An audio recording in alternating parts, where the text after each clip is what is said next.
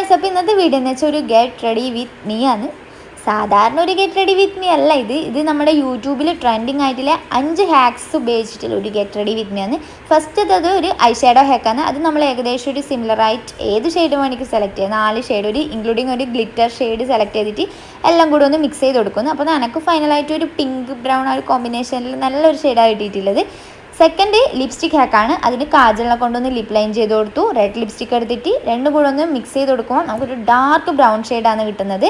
മൂന്നാമത്തെ ഹാക്ക് എന്ന് പറഞ്ഞാൽ കാജലിനെ കൊണ്ടൊരു വിങ് ലൈൻ വരച്ചു കൊടുക്കാൻ പോകുന്നു. അപ്പോൾ ഇതും 100% സക്സസ് ആണ്.